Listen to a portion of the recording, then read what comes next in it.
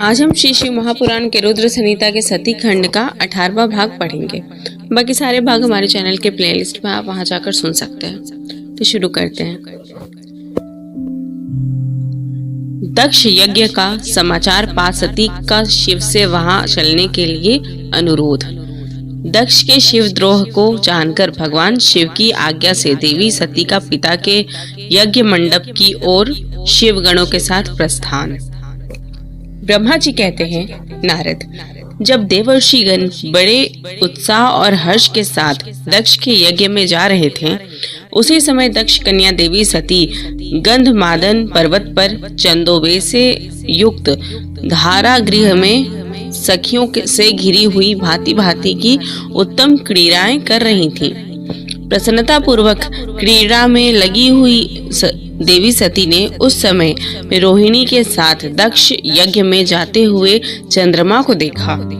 देखकर वे अपनी हितकारिणी प्राण प्यारी श्रेष्ठ सखी विजया से बोली, मेरी सखियों में श्रेष्ठ प्राण प्रिय विजय, जल्दी जाकर पूछ तो आ, ये चंद्रदेव रोहिणी के साथ कहाँ जा रहे हैं। सती इस प्रकार आज्ञा देने पर विजया तुरंत उनके पास गई और उनसे यथोचित शिष्टाचार के साथ पूछा, चंद्रदेव, आप कहाँ जा रहे हैं। विजया का यह प्रश्न सुनकर चंद्रदेव ने अपनी यात्रा का उद्देश्य आदर पूर्वक बताया। दक्ष के यहाँ होने वाले यज्ञोत्सव आदि का सारा वृतांत कहा। वह सब सुनकर विजया बड़ी उतावली के साथ देवी के पास आई और चंद्रमा ने जो कुछ कहा था वह सब उसने कह सुनाया। उसे सुनकर कालिका सती देवी को बड़ा विस्मय हुआ। अपने यहाँ सूचना न मिलने का क्या कारण है, यह बहुत सोचने विचारने पर भी उनकी समझ में नहीं आया। तब उन्होंने पार्षदों से घिरे अपने स्वामी भगवान शिव के पास आकर भगवान शंकर से पूछा। सती बोली, प्रभु, मैंने सुना है कि मेरे पिताजी के यहाँ कोई बहुत बड़ा यज्ञ हो रहा है। उसमें बहुत बड़ा उत्सव होगा। उसमें सब देवर्षि एकत्र हो रहे हैं। देवेश्वर, पिताजी के उस महान यज्ञ में चलने की रुचि आपको क्यों नहीं हो रही है? इस विषय में जो बात हो वह सब बताइए।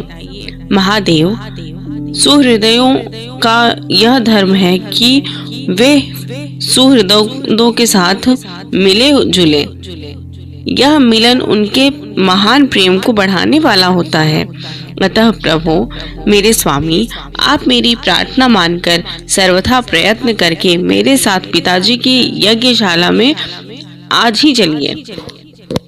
सती की यह बात सुनकर भगवान महेश्वर देव, जिनका हृदय दक्ष के वाग्वाणों से घायल हो चुका था, मधुर वाणी में बोले, देवी, तुम्हारे पिता दक्ष मेरे विशेष द्रोही हो गए हैं। जो प्रमुख देवता और ऋषि अभिमानी, मूढ़ और ज्ञान शून्य हैं, वे ही सब तुम्हारे पिता के यज्ञ में गए हैं। जो लोग बिना बुलाए दूसरों के घर जाते हैं, वे वहां अनादर पाते हैं, जो मृत्यु से भी बढ़कर कष्टदायक है। अतः प्रिय, तुमको और मुझको तो विशेष रूप से दक्ष के यज्ञ में नहीं जाना चाहिए, क्योंकि वहां हमें नहीं बुलाया गया है। यह मैंने सच्ची बात कही है। महात्मा महेश्वर के ऐसा कहने पर सती रोष पूर्वक बोली, शंभो, आप सबके ईश्वर हैं। जिनके जाने से यज्ञ सफल होता है, उन्हीं आपको मेरे दुष्ट पिता ने इस समय आमंत्रित नहीं किया है।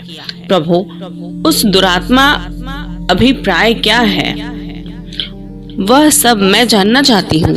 साथ ही वहां आए हुए संपूर्ण दुरात्मा देवर्षियों के मनोभाव का भी मैं पता लगाना चाहती हूँ। अतः प्रभु, मैं आज ही पिता के यज्ञ में जाती हूँ। नाथ महेश्वर, आप मुझे वहां जाने की आज्ञा दे दें। देवी सती के ऐसा कहने पर सर्वज्ञ, सर्वदृष्टा, सृष्टिकर्ता एवं कल्याण स्वरूप साक्षात भगवान रुद्र उनसे इस प्रकार बोले। शिव ने कहा, उत्तम व्रत का पालन करने वाली देवी, यदि इस प्रकार तुम्हारी रुचि वहां अवश्य जाने के लिए हो गई है, तो मेरी आज्ञा से तुम शीघ्र अपने पिता के यज्ञ में जाओ। यह नंदी वृषभ सुसज्जित है। तुम एक महारानी के अनुरूप राजोपचार साथ ले सादर इस पर सवार हो बहुसंख्यक प्रमथ गणों के साथ यात्रा करो। प्रिय, इस विभूषित वृषभ पर आरूढ़ हो। रुद्र के इस प्रकार आदेश देने पर सुंदर आभूषणों से अलंकृत सती देवी सब साधनों से युक्त हो पिता के घर की ओर चली।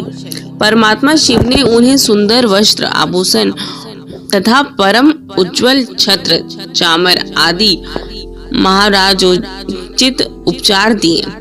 भगवान शिव की आज्ञा से 60,000 रुद्रगण बड़ी प्रसन्नता और महान उत्साह के साथ कौतूहल पूर्वक सती के साथ गए।